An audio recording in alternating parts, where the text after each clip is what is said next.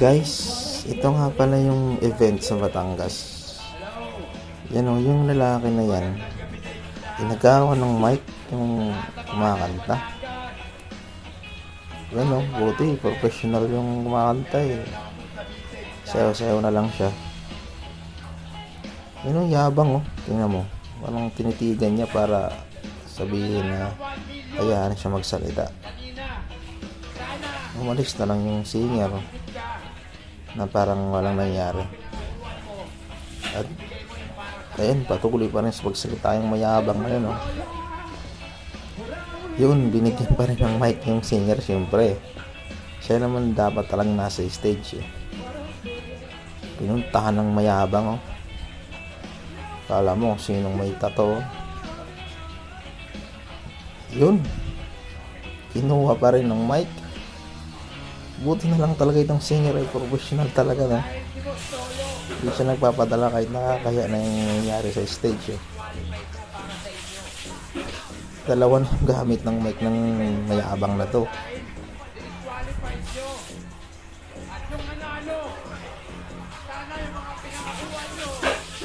Pakayabang talaga, oh. Ayan, hanggang sa pinatayan siya ng mic. Kasi galit na rin yung mga manonood eh. Akyata ng mga bouncer, oh. Akyata na. Yun, dami. Tinapon pa na. Pakayabang talaga naman ito. Ayan na, mga bouncer. Pati mga pulis, oh. Inakyat na siya, oh. Ang gugulo kasi. Yun, pinapababa na siya ng organizer.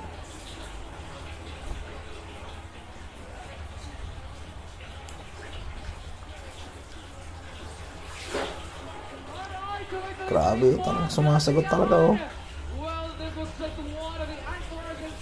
Kayabang talaga. Nakababa na talaga siya, oh.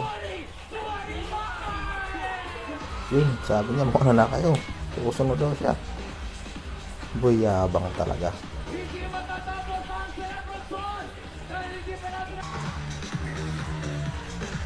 Yun, tut ka sa mga tao. Nagsisigawan ako, nandiyan siguro, hampasin ko talaga upuan yan.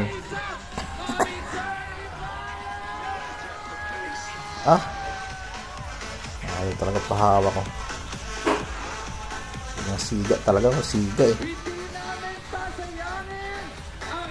Pinagbubo na siya ng mga tao, siga pa rin. Mukha pa lang, sarap hambalusin, no? Tinulak pa. Walang ubod talaga ng yabang ng tao na to. Ayun na, lumapit yung mga nakadilaw. Mga bantayan sa labas.